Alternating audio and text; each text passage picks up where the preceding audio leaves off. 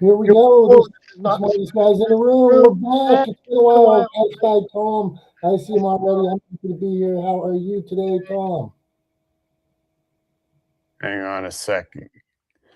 No answer right off the bat. No answer. Well, I was muting your audio because you had your sound turned up on your computer, so we were getting two streams of audio coming in. So I was just muting that real quick. So sorry about that. But anyway, good morning. Good morning. I'm doing well. How you doing? I'm doing lovely. So let me see here. I can't have sound turned up on my computer. That's lame of me. I'm ready. I'm ready for this today, though. Good. I'm glad to hear it. I'm ready to go too. I got PSAs for you. I got questions to ask you in Tom Stoms. I'm ready to ask you all kinds of questions today, Tom. So let's get this thing started. We're gonna talk legacy of your brand, legacy of your business, impact. I think that's what it comes down to.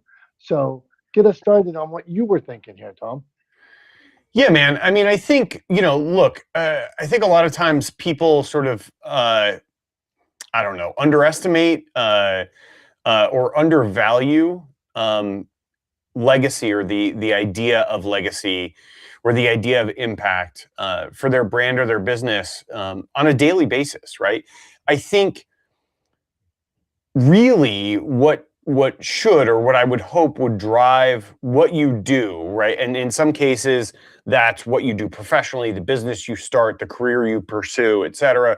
In some cases, your job is just a paycheck and you pursue other things that you're passionate about outside of that 9 to 5 or when you're clocked in at work. But I think often people, undervalue or underestimate the value of legacy or impact because it's an incredible motivator, right? It is incredibly powerful in motivating people to achieve highly, to perform well, to reach for goals that big audacious goals that otherwise would seem unattainable or unreachable, right? And I think personally for me, right, like and I've talked about it tons of times, you're probably tired of hearing me say it, but I've talked about this idea that I want to humanize the world of business through better communications, right? That's my mission. That's the goal. That's the legacy that I want to leave, right? That's the impact that I want to have on the world.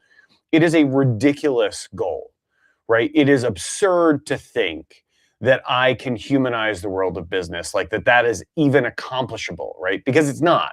There is no way, there's no point, never going to be a point in time, like, and I say this all the time, right? There's going to be no point in time when I like kick back, put my feet up, crack a cold beer and say, that's it, business is humanized, job done, I can retire, right? It's never going to happen.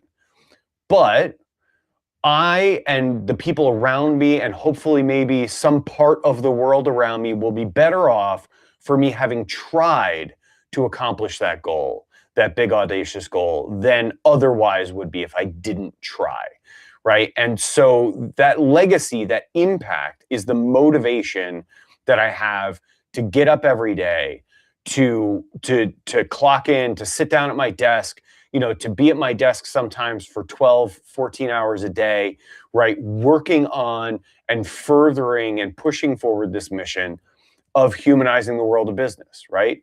And it's baby steps right now, right? Like I've not hit my stride yet, right? I have not gotten to a full run.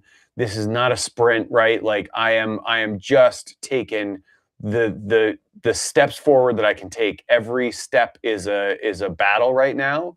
And it probably will be for some time to come, but that's okay, right? Because every step I take forward, I know that I'm creating a little bit of impact, that I'm furthering that legacy a little bit, right? And that I'm going to leave the world a little bit closer to the place that I want it to be, right? Or that I think it can be than it was when I found it. And so I think legacy is incredibly important. I think thinking about and envisioning the impact you want to make on the world is incredibly important.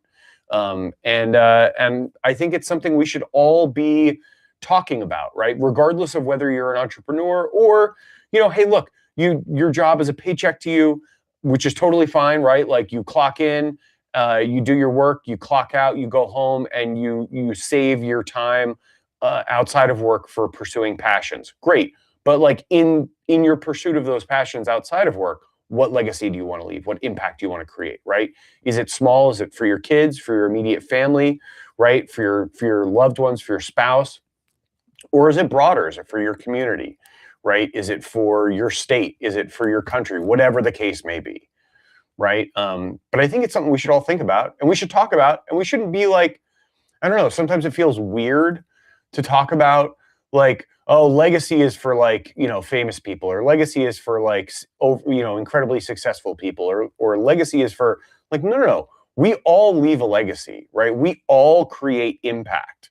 Whether it's on an individual level or on a broad social level, we all create impact. So it's something we should all think about. It's something we should talk about. And I think it's something that we should use to motivate us on a daily basis. Tom, you're coming out on fire today, my friend, and I appreciate you. And one of the things I wanted to say to you, you helped me clarify my mission and goal. I've always been a guy that says I want to share inspiration, positivity, and smiles, and help other people do the same. I talk about that over and over. Where you really helped me, okay, well, how? And what I came up with over the last few years was developing stories that elevate humanity. So every story I'm in part of, whether it's not the smartest guys in the room, we're telling stories, whether it's a book like Sonia's or Debbie Griffiths that I see here that are raising awareness for autism awareness, helping people overcome domestic abuse. Those are all stories that elevate humanity. So that's what I choose to be around. And hopefully, when I'm off this planet, people will say, hey, I read Debbie's book because of them. I read Sonia's, this show that we found, not the smartest guys. I laughed, I smiled. So everything I try to be part of, that's what it is. And I thank you for helping me get down to that, develop stories that elevate humanity. Because at the end of the day, I'm just trying to help people tell better stories in whatever format they tell them in. So, Tom, you did a good job. Thank you. You want to hear from the group now, what they have to say? Yeah, absolutely, man. And I just want to say I appreciate that. I appreciate you saying that. It is, always, I think the best compliment I can ever get from someone is, is that I help them in some way, right? That's like my favorite thing in the world to hear. As you know, from like, all the emails we've traded back and forth over the years, like my signature in my email says here to help. Like, and I genuinely mean that. And it's there as a reminder to me and to everybody that I trade emails with that I am here to help. That is a goal of mine, and so there's no better compliment to me, no better affirmation than hearing that I helped, especially a good friend. So I appreciate that. Thanks for saying that. Hey, of course we can share all this nice stuff, but later it'll be Tom's thumbs, and we'll see if we can get you worked up and PSAs. But for now, go on, Tom. Yeah, I was gonna say never fear, right? Like, yeah, it got sappy there for a second, but like it'll be back to usual, I'm sure, post haste. Yeah, that's true. That's true. Okay, Dr. Tachi, we're talking about legacy here. Is it something you think about is in your daily life and in your work life after hours? When do you think about legacy? It's a great question. Good morning, by the way. It's I do think about legacy because you want to, for me, reputation is everything. That's really what you have, right? Not all you have, but it's one of the biggest things that you have. So part of my legacy is tied with making sure that the reputation stays intact. And that's not just me, but the reputation of any ventures that I'm in, that people always know that this was or this is a company, business, venture that changes things, that's here to help, that's here to uplift. So yeah, I often think about that, definitely. Do you have any tips on how not to blow it, Dr. Tachi? Yeah, damn it, just be good. it is it takes so much energy to do evil. It takes so much energy to intentionally blow things up and not exist for good, to help, for service. It takes a lot of energy. And I'm like, you know how they always say if you could only use your energy for good?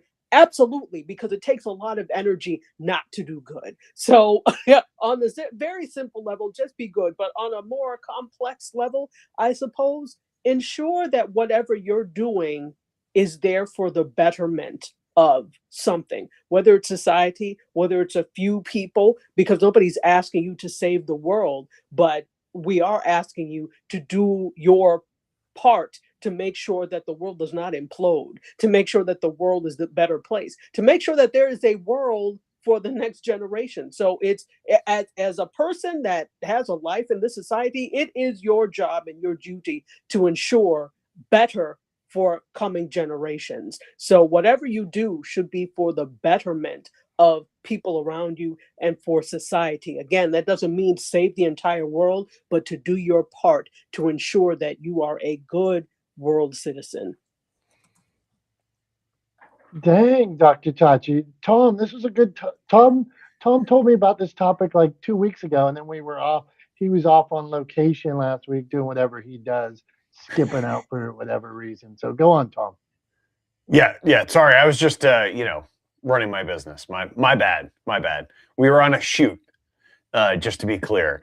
But yeah, no, I love that, Dr. Taji. I mean, it seems cliche, right? And it seems kind of trite, but I think it's a very worthy goal to just try to leave the world a little bit better than how you found it, right?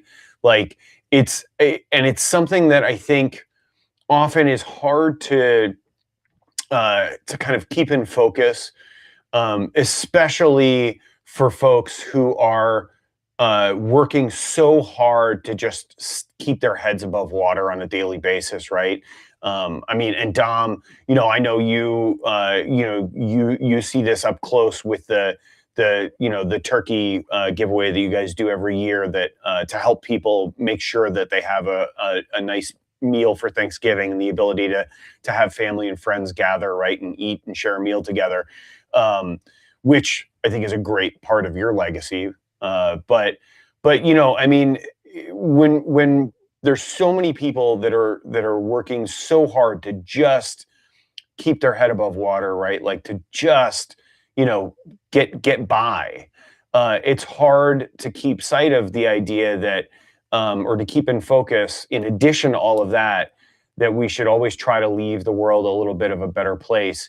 And I think, really well made, Dr. Tachi. It takes just as much energy, if not more energy, right? I think it's probably more draining, right, on your psyche, on your emotional well-being, to be negative than it is to be positive. And it takes the same amount of energy to do both. And the benefits of being positive far outweigh the benefits of being negative, right? Like what you get from being negative. And so, like, instead of taking your frustrations out on other people, like, go out of your way to hold a door for someone, right? Like, go out of your way to just do like sort of random acts of kindness, or small kindnesses, right? Little things. Say thank you, right? Tell somebody you hope they have a great day, right? Like little things like that. I think instead of sort of getting caught up in sort of negativity and that kind of downward spiral, doing little things like that can do two things. One, it can brighten someone else's day, have a positive impact on the world around you and the people that you're interacting with, but also it helps you, right? Like, don't underestimate the value of how good it feels to be nice to other people, right? Like, of how good it is for you to be good to other people, right? And it doesn't cost you anything. It doesn't take a lot of time. It doesn't take a lot of effort. It takes the same amount, if not less energy than it does to be negative. And it has massive benefits, right? So, my friend, Will Gadara, who wrote Unreasonable Hospitality, says all the time, that it is a selfish act, right, to be generous, because being generous, being unreasonably hospitable, as Will likes to put it, is actually does actually make you feel good, right? It feels good. So it's selfish, right, to do, because it makes you feel good. You're doing it for you, but it also benefits other people, right? So it's just, I think that's a point really well made, Dr. Tachi, that idea of like, where are you spending your energy? And if your energy, the amount of sort of emotional energy that you have to interact with the world on a daily basis is kind of a finite resource, like, spend it wisely and spend it in places that benefit you and the people around you, rather than dragging everyone down. So anyway, I just wanted to mention that. Debbie, what are your thoughts on legacy? How are you working to have an impact, a positive impact, or develop legacy? Do you use it as a motivator or not? Good morning, everyone. That this is a great question and a great topic. And you may not know this, but I dabble in genealogy, and I have been fascinated going back into my family history to see how people gave up everything. Some have immigrated from the potato famine. Some immigrated during the 1880s, 1890s from Germany with a lot of religious and political strife. They came basically with maybe a suitcase. And I've always been impressed at their resilience of leaving their country, leaving their language, leaving their culture, and starting new. And I think that also helped me with stepping forward and telling my story. A lot of it is about resilience. I got that resilience from my ancestors. So, telling my story and now starting a podcast, future generations are going to see and hear my voice, know my story. And that's mostly for my family, future generations of my family. But I also do hope that what I write and what I say helps somebody going forward to see that red flag or think about a past trauma that may be triggering them in a way that they may recognize they should work on. So that's kind of where my goal is with leaving my legacy. Debbie, when did you start thinking about legacy? Was it like after a big event? Was it something you've thought about for 20, 30 years? Was it always a thing? I don't think I actually thought of it in terms of legacy. But, when I woke up in the psych ward after having attempted suicide, I had to make some decisions. And one of those decisions is, what do I want to show my kids? What do I want to show them of how to be a good mother, how to be a good person, how to get that abuse, to stop the abuse? It had to end with me. So I think that's where the turning point of leaving a legacy started for me.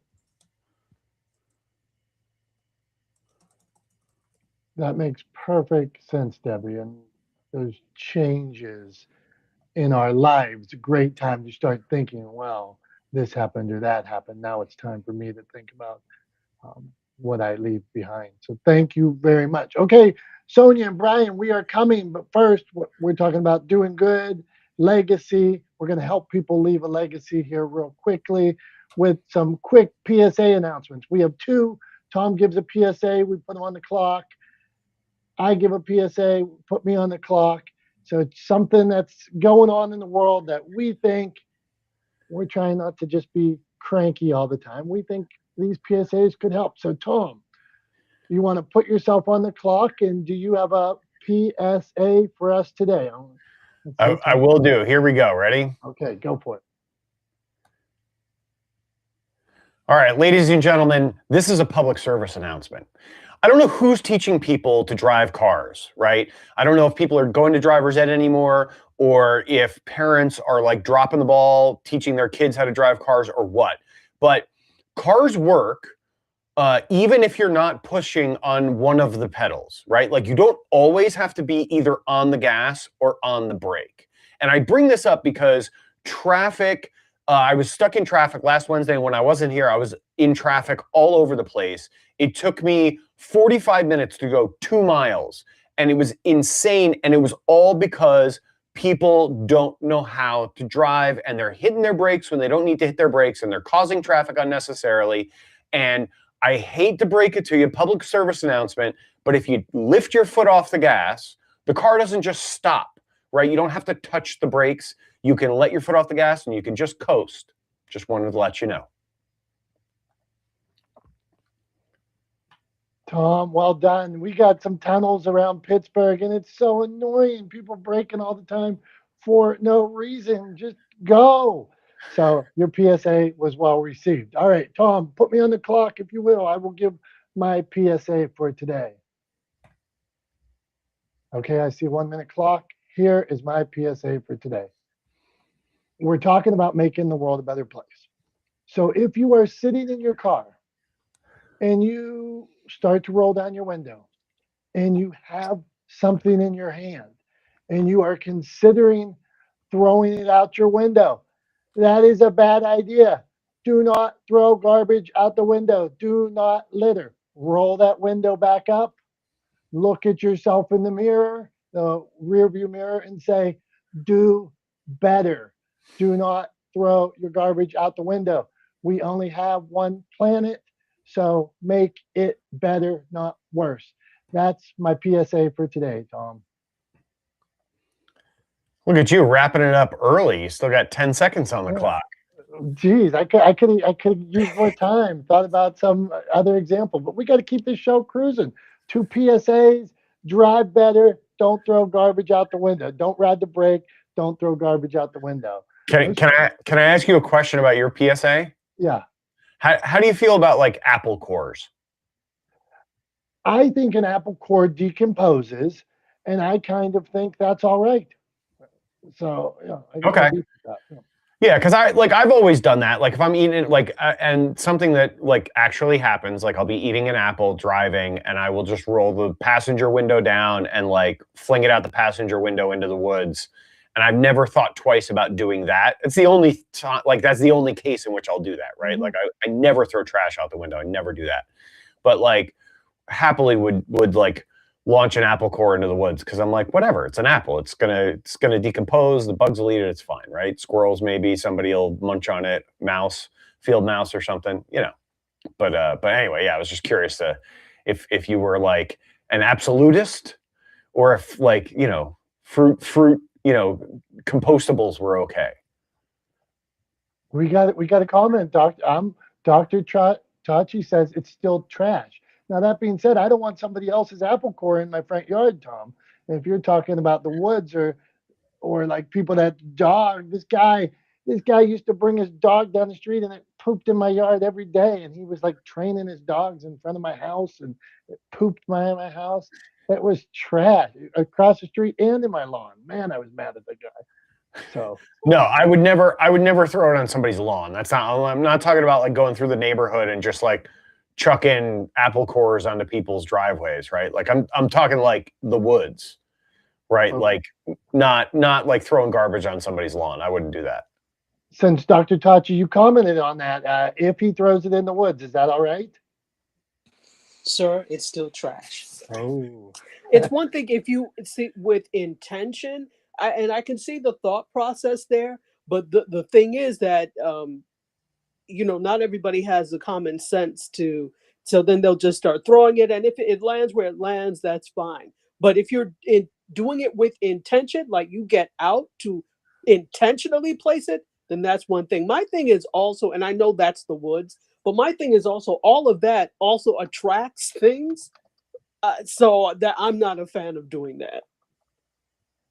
That's fair. You know, I put my pumpkins across the road the other day, like in a field, and I was so happy to see the deer eating them, Dr. Tachi. So Deer and what else though? Deer and what else? But it looked so nice. I felt I was being so helpful when I broke them up. I threw them across the street. I was like, look at this. Oh, the deer seemed to be hanging out by the pumpkins. I thought it was being nice. I mean, I also live, like, I should say, just so we're clear, like, I live in a pretty rural area. So, like, for me, like, literally, my dogs were losing their mind because they saw a deer on the hill behind our house this morning, right? And like, we have deer, we have turkeys, we have coyotes, we have bobcats, we have raccoons, we have bears, we have all kinds of wildlife living all around us. So I'm not talking about like in a neighborhood or an urban setting. Like, I would never like walk down the street in Manhattan and just toss an apple core on the sidewalk, right? I literally mean the woods, just to be clear. All right, here we go. The PSAs, we did good. Okay. Jimmy, you just stopped by. The two PSAs today were don't throw trash out your window, and people that drive with their feet on the brake and all that, they aren't doing any good. So we are talking about legacy. So on to you, Sonia, and then Brian. Legacy. Are we thinking about legacy? Sonia, you wrote a book, you have a podcast. Is legacy something you consider? I absolutely do. And I want to leave the world behind with a great message and authenticity.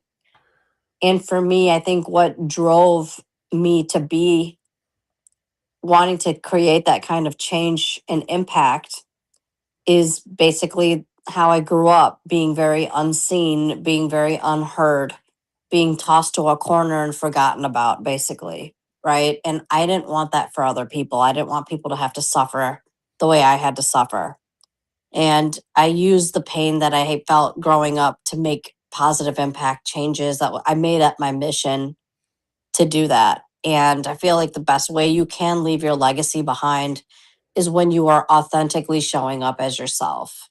And when you are being true to yourself, you're not compromising any values that you don't hold just so that you can gain popularity of the masses. It's not about that, because the right kinds of people will be attracted to you and your legacy.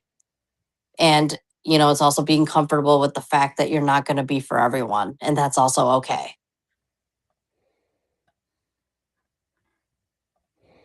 Sonia, just a fabulous answer today. You're thinking about, I'm sitting here thinking about being a little Dom with teeth sticking out of his mouth and a big pot belly and playing by myself in the woods and thinking, damn, Sonia, you're doing good work. I think we've all felt left out, othered, and stuff like that. So keep up the good work.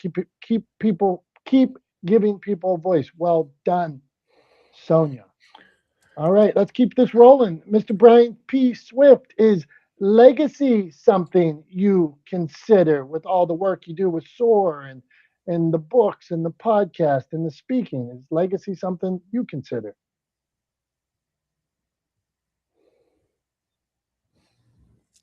Mr. Swift, let's see if he. Oh, he was here and he was gone. Okay, Tom, let's see let's see who else is here. Go on, my friend. Oh, no, I was just going to say, yeah, he just, on my side, he just dropped down to just listening. So I don't know if there was a accidental wrong button. There we go. Brian's back. Hey, why don't you tell people where we're at before we get to, and we're on Indie Soup now too, Tom. So why don't That's you true. give everybody a refresher on all the places they can find Not the Smartest Guys. That's true. That's true. So yeah, so we're live streaming, right? As always, we're live streaming across the internet. We're on YouTube, we're on Facebook, we're on LinkedIn, we're on Twitch. But then, if you missed the live, we're on TikTok, on Dom's TikTok, and on Dom's YouTube as well. But if you missed the live stream, if you're not around on Wednesday mornings, totally get it. You can always catch us on Indie Soup Media's YouTube channel, where you can catch old episodes and new episodes as they come out, and catch a lot of other great content there as well. So yeah, so that's where we are right? It's kind of more like where we aren't is probably the shorter list. We're all over the place, but yeah, that's what we got. And then yeah, should we give? Let's see if Swifty's ready to chime in. What do you think? All right, let's do it. Brian, legacy, what you got? I am good to go. Thank you. Yes, legacy is important. I learned it young when my dad really was. He really enforced the fact that his name meant a lot, and how his father and him, and through history they have, from what he knew, they have always been kind of stand up people that did what was right and had a lot of integrity. So growing up as a kid, I remember him saying, don't kind of smear the Swift name. It's taken a lot of work to, get it to where it's at. And then I think even more importantly, once I had kids, I think it meant it really hit home, and you really understood it, because I believe that, and somebody mentioned earlier, I don't know if Tom, I think you did, with parents teaching their kids how to drive. I think the biggest impact we can have with leaving the world a better place is bringing our kids up the right way, the best we can, to even be better than we were. So I know for me, getting up every day and showing them that no matter what the circumstances are, that you could get up with a smile, and that you can make a positive impact, and that is a choice. And I've passed that on, that I've worked extremely hard to be a positive impact, not just as a person, but also to try to impact the world as they see somebody in a wheelchair. So as somebody with a disability, I always felt this extra, I don't want to call it burden, but it was an extra weight maybe of showing people that people with disabilities can get up every day, could go to work every day, can function every day, to be happy every day, can make a difference every day. So yes, legacy is extremely important. Well done, Mr. Swift. And I've spent some time with Brian uh, and his family and his kids, and the respect and admiration they have for him, and the way they help his mom, and are so kind to everybody. You can tell that Brian's raised him right. So kudos to you, Mr. Brian P. Swift. You're doing a good job. And on that note, Tom, it is that time of the show. It's 10 something. So here we go. It, Debbie says she's leaving. You don't leave yet, because it is time for Tom's Thumbs. This is where we ask Tom something going on in the media or pop culture, and he has to give us a thumbs up or a thumbs down on it. So, Tom, this is complex today. Tom, what do you think about the public's admiration, obsession with Luigi Mangione? All right. So here's how I'm just gonna be clear here, right? Because I think it's important that I parse this up top. I am going to give a thumbs up or a thumbs down to the public's reaction to Luigi Mangione, not to Luigi Mangione or to the actions he's accused of or the crimes he's accused of. All right. Just so we're clear. So don't come after me for for regardless of what I say after this, don't come at me. I don't want to hear it. I'm talking about the public's reaction to him, not what he's accused of doing. All right. So we're good. Everybody clear, right? No confusion. Great. Thank you. So, I'm unsurprised by the public's reaction, in that it has been completely polarized, right? And that does not surprise me. it does not surprise me that some people have applauded Luigi Mangione and sort of held him up as a hero and a sort of a martyr, right? And it also doesn't surprise me that other people have condemned him and held him up as an example of everything that's wrong in the world, right? Here's I mean, I don't know. So here's my take on it.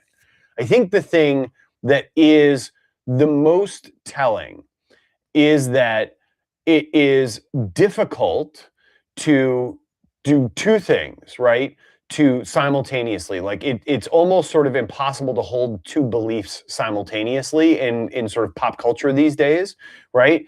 Because everything has to be sort of polarized or black and white or up or down or whatever, right? So but I think it's important to both condemn the actions that he is accused of taking if he did murder the United Healthcare CEO as he's accused of doing. That's a horrible thing to do. That is absolutely unequivocally awful. Nobody should be murdered, regardless of regardless of whether or not you believe in or support their actions or their behavior as a CEO of a company, whatever. None of that warrants a death sentence, right? So no action that I think Brian Thompson, I think was the man's name, no action that he took warrants a death sentence, right? And on the other side of that, I can also simultaneously understand what would motivate someone to take such extreme action, right? That we have kind of gotten to a place in our culture and our society where we have so normalized our for-profit healthcare system and the ability of people with profit motives to decide healthcare outcomes for individuals and their families, make decisions that have massive impacts on people and their lives and their well-being, right? That we've so normalized that idea that it's okay to deny someone care that they desperately need if it makes you more money, right? That is also awful, right? And needs to be fixed. Like I can hold both of those ideas simultaneously. So my overall reaction or my thinking on the public reaction to Luigi Mangione gets a big thumbs down because I think that we are kind of missing the plot here, right? The idea that you cannot hold those two ideas simultaneously is a fallacy, right? Is a false choice. You can both understand, right? And agree that we need to change our healthcare system and the way that we can use profit motivation to determine health outcomes for people, which is insane, right? Like that's just crazy on its surface, and simultaneously condemn the murder of someone who is a CEO of one of the country's largest health insurers, right? Like you can do both of those things simultaneously. It's a false choice to say that you can't, and because of that, because it perpetuates that idea of false choice, right? That everything has to be either black or white, right? For those reasons, right? For that reason, I give the public's reaction a thumbs down.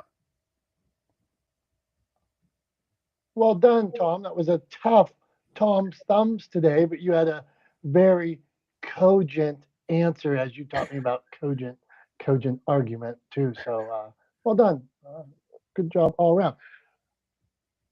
Yeah, that was a challenging one because there's like I felt like I was threading a needle a little bit there, and also it's like it's a tough thing because it's like, all right, like there's been the public's reaction has been kind of a wide spectrum of reactions, right? Like from one side, kind of again, like I said, like holding him up as a hero, and the other side holding him up as a villain, and it's sort of like, well, how do I? Those are opposites. Like, how do I react? How do I give a thumbs up or a thumbs down to two things that are opposite, right? So yeah, it was challenging for sure. Well done. We are talking legacy here on Not the Smartest Guys in the Room. So next week, your Tom Stums is going to be easy. I have a whiteboard that I look at over here, and that's me pointing the opposite side of the room, and I see it. We are going the complete different direction in 7 days. So that's what you get today. Okay, we're talking legacy today. We're going to come back around the room here for some tips, some thoughts on legacy. I wanted to give you this as a business owner in publishing. I'm in storytelling, I'm in publishing. I sometimes people come to me and they've done bad things in their past. They've done maybe they were in accidents, maybe they drank too much, maybe they whatever they did in the past. When they come to me, when I read these books, one of my things when we talk about legacy going forward, are they accountable for their actions, whatever that may be? And are they accountable for this moment, this lapse of judgment, whatever happened?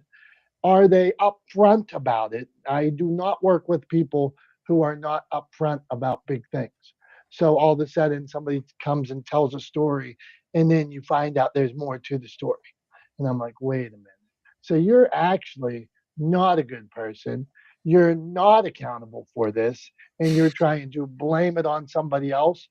I don't, when I say stories that elevate humanity, I'm not sure their story when they're not part of elevating humanity is being true, being accountable, being a stand up person. So sometimes I look at those stories and I do some more research and I'm like, wait a minute. You're blaming this person. Wait a minute. You're not taking responsibility. And that's a point where, in lieu of income, that I have to suggest that they go elsewhere, Tom. So, are there ever times where you run across something that you're like, this doesn't meet my values, and I can't be part of this? Yeah, absolutely, absolutely. I mean, I think, yeah, it's important again in sort of furthering legacy, right? And helping, helping people, improve the world that we're all a part of. That we adhere to our values, right? I don't think a value is a value if it's if it only applies some of the time, right? Like, I think a value is a value when it applies all the time. And, if you want to make the world a better place, if you want to improve the lives of people, if, as you say all the time, if you want to spread positivity and smiles, right? Then that's a value that you cannot apply only when it's convenient, right? You have to apply values when it is inconvenient to apply them as well. And sometimes it's inconvenient, like when you have to leave money on the table or walk away from a business opportunity because your values don't align, or because you would have to compromise your values in order to participate in that deal. So I absolutely understand where you're coming from with that. And I run across it, right? I have people who, I've had conversations with people where they want to create content that is misleading, that is manipulative, right? That overpromises and underdelivers, right? Or makes promises I know that they have no intention of keeping. And I won't do it, right? Like, I just won't be a party to it. At the end of the day, I believe absolutely that if you lead with your values, then you will find like-minded people, right? You will engage in relationships with those like-minded people. Those relationships will lead to business, either directly or indirectly, and then ultimately, like, the money will follow, right? So I always. And a lot of people in business would probably tell me I'm doing it wrong. I tell people all the time I'm not a business genius, right? But at the end of the day, like, values come first, right? Money will happen, right? Like, money will come if I do good work and I adhere to my values. But if people know that I am available to to compromise my values if they cut me a check, right? Then like all of a sudden I'm going to be hemorrhaging clients, right? Because they're not going to want to work with me because they're not going to want to work with somebody who doesn't actually hold any values, who just goes where the money is, right? So yeah, so I think at the end of the day, it's incredibly important to hold your values, and yeah, a value is only a value if it applies all the time, even when it's inconvenient, right? So yeah, I definitely agree with you. I mean, I think I'd be curious to hear what Dr. Tachi and Sonia and Brian think about that too. I mean, like do you talking about legacy? Is that part of your legacy, right? Do you consider your values and the work that you do as an extension of those values part of your legacy? So, Dr. Tachi, we'll go to you first. Thank you. I was waiting for you to call on us. Yes, definitely. I think so. I think that the things that I value, I consider them as part of that. Going back to the thing of just be good before, that's a part of something that I really value. And so I do consider that to be part of the legacy. And that's what I want people to say, that you know, honestly, that I was a good person. Right on, Dr. Tachi. Isn't that what really matters at the end of the day? They say, like on your deathbed, that people don't say, "I wish I would have done this. I wish I would have done that." They're like, I want my family beside me. How are they beside you? And because you were a good person, they're good people. So well done. Okay, so we're continuing to Sonia. Same question. Uh, Tom, you want to clarify your question? I mean, yeah, I sure. Yeah. So, Sonia, I mean, do you consider your values and the work that you do as an extension of those values part of your legacy? And are you willing to, or have you had the experience of having to walk away from a business opportunity or walk away from a deal because you wanted to adhere to those values and to sort of, by extension, I guess, maintain that legacy? Well, I'm a therapist by profession, and I feel like helping people is also part and parcel to the values I hold, that I wanted to help others. And as far as turning away business opportunities and things, I've been let go from practices before because of, well, few years ago, there was one practice in particular that I got let go from. Another one I just quit because it wasn't the right fit for me. But the one practice I got let go from, it was because they kept monitoring how many. It was more about the vanity metrics of numbers you can attain.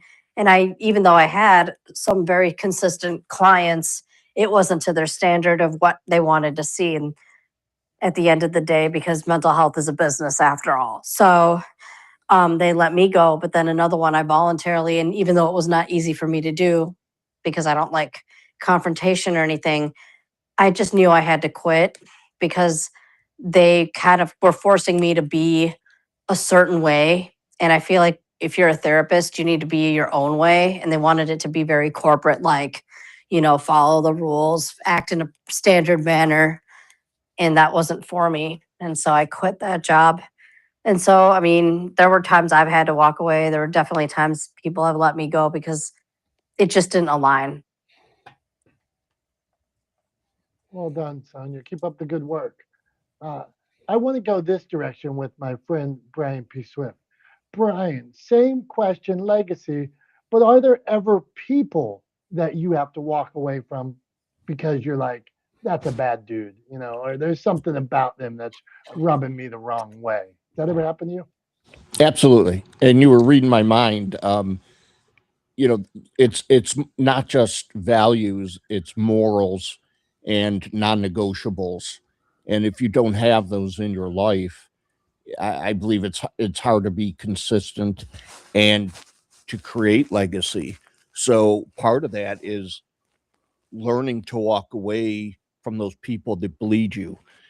People do two things: they either feed you or they bleed you.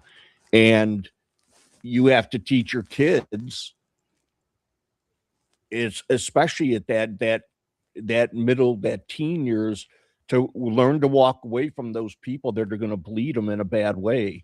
And that's where it starts. I mean, you don't start teaching morals and values to your children at 20 or 15. And I think that's a problem that's happening.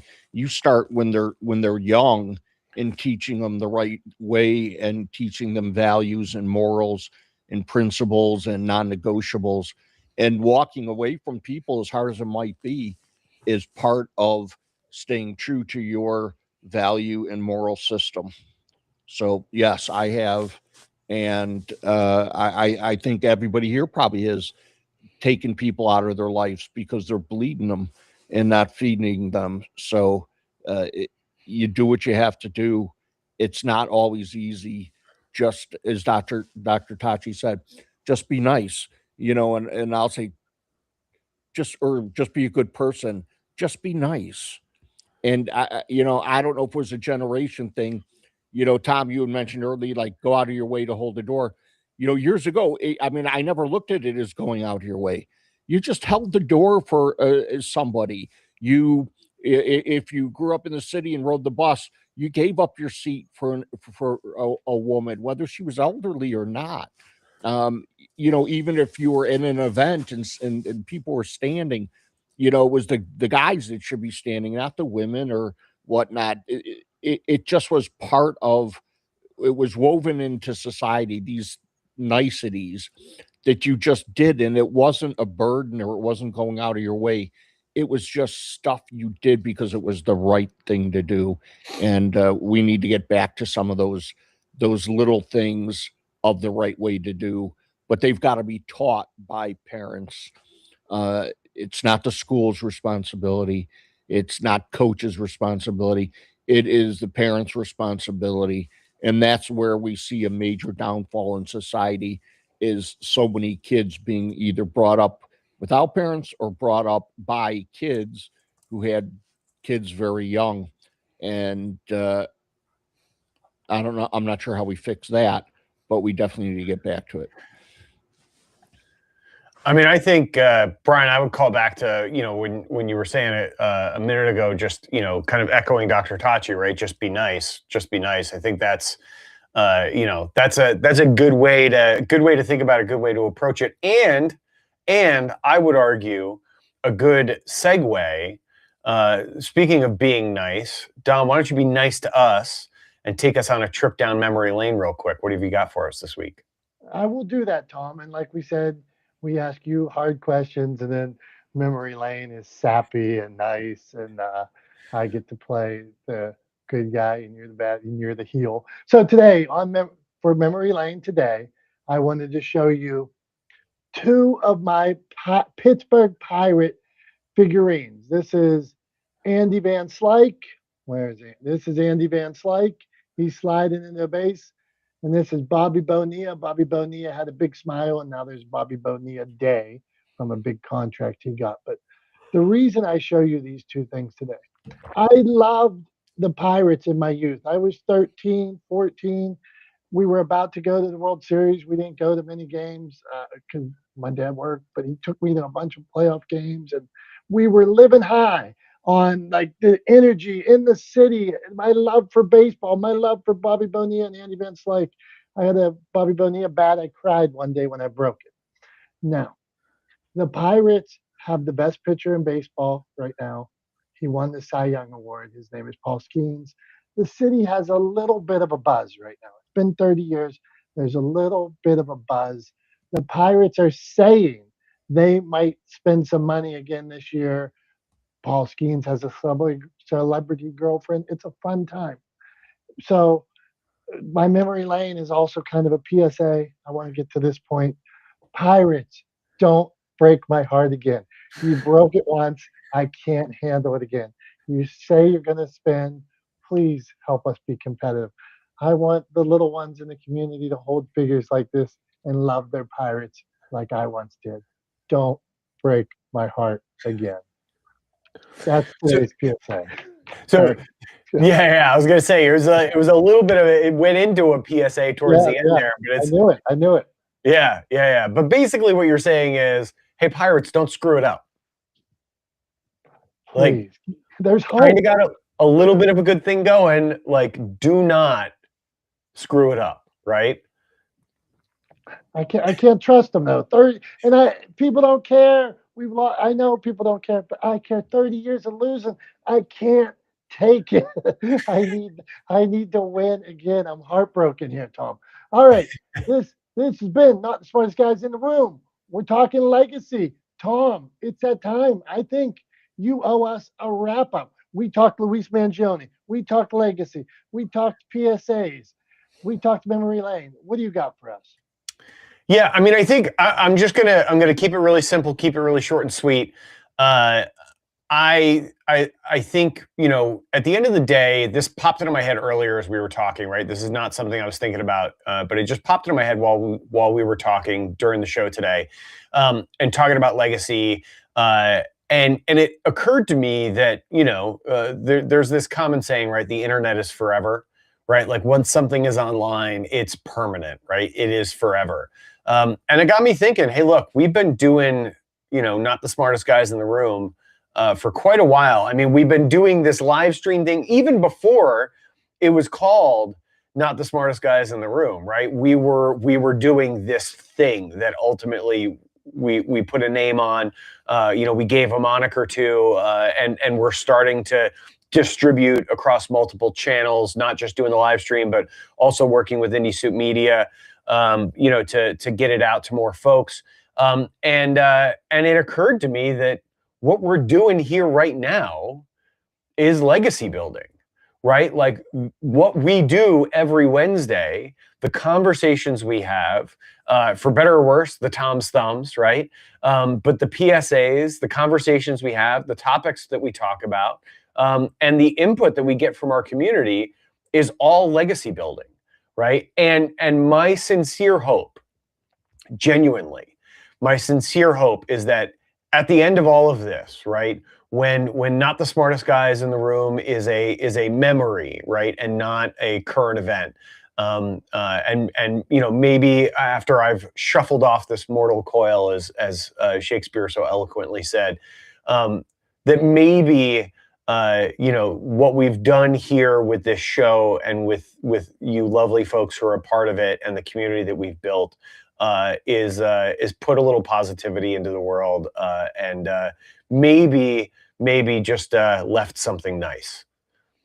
So anyway, that's all I got for today. I appreciate you guys as always. We appreciate you guys being here with us at Not the Smartest Guys in the Room. You are the reason why we do this every week. We appreciate you. We love you. For Dom, I'm Tom. We are not the smartest guys in the room. We love you. We thank you. And we will see you guys next week. Have a great one. Bye-bye.